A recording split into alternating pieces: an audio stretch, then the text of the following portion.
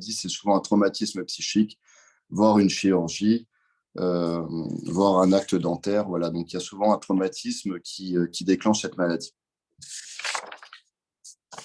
Alors, je vais parler un petit peu en tout cas, des symptômes voilà, que j'interroge, en tout cas, quand j'interroge mes patients. Et vous allez voir que finalement, on a l'impression que ça regroupe toutes les maladies existantes. Alors, les symptômes que je retrouve chez les gens qui ont la maladie de Lyme ou des co-infections froides sont la fatigue, les douleurs articulaires et musculaires, les palpitations cardiaques, la nuque raide. Souvent, les gens, ils ont la nuque qui craque, les fourmillements, mains et pieds, ou soit l'un, soit l'autre, ou ailleurs, les vertiges, les acouphènes, les tremblements, les troubles du transit. Alors souvent, c'est assez scandaleux, mais le nombre de colopathies fonctionnelles ou de colons irritables qui sont dus à des parasitoses, hein, je trouve ça scandaleux que ces personnes-là traînent des dizaines d'années des douleurs, alors qu'il leur suffit en général 4 jours de Zentel à répéter une fois pour ne plus avoir de douleur. Donc là, voilà, c'est une petite parenthèse. Souvent, on retrouve des personnes qui ont des dermatoses. Ils ont souvent aussi des petits points, des petits vitiligo. On voit vraiment une petite décoloration de la peau à certains endroits. Des ballonnements abdominaux, souvent des troubles de la mémoire et de la concentration.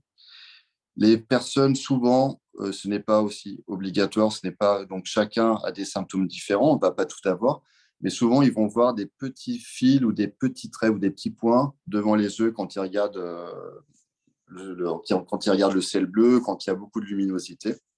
Alors ça peut être ponctuel, hein, bien sûr, ça ne va pas être tout le temps. Certaines personnes vont avoir des troubles du sommeil, des transpirations nocturnes. On retrouve beaucoup de borréliose aussi chez les gens qui sont addicts à l'alcool. Ces personnes aussi vont faire des cauchemars, ils vont être anxieux, hypersensibles, ou ils vont avoir au contraire des pics de colère. On peut retrouver aussi des paralysies, hein. Il y a des Lyme qui sont en chaise roulante. On va avoir aussi des incontinences. J'ai déjà vu un patient qui était pompier, qui a 30 ans, normal, il avait des couches.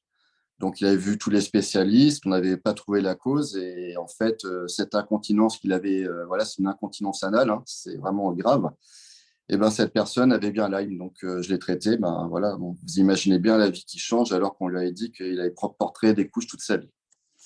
Ce que je retrouve aussi souvent les migraines chez les Lyme, mais aussi il faut savoir que les migraines peuvent être liées aussi à des parasites, hein, des larves de parasites, hein, qui migrent. Donc voilà, d'où l'importance de faire des traitements vermifuges réguliers aux personnes. Tous ces symptômes que je retrouve chez les maladies de Lyme et les co-infections, ben, bizarrement, on les retrouve aussi dans plein de maladies chroniques.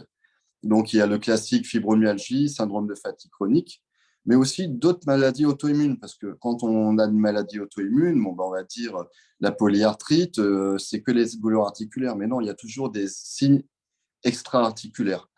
Et c'est exactement la même chose pour ces autres maladies chroniques qu'on peut retrouver dans le Crohn, dans la rectocolite hémorragique, mais aussi la maladie de Parkinson, la sclérose en plaques, le syndrome de Gougerot. Donc ça, c'est les yeux secs et la bouche sèche.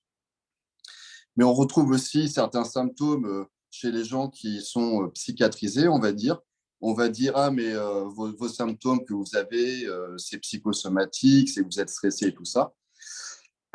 On retrouve aussi dans la polymyosite et récemment le Covid long qui, pour moi, est une réactivation des germes dormants chez les personnes.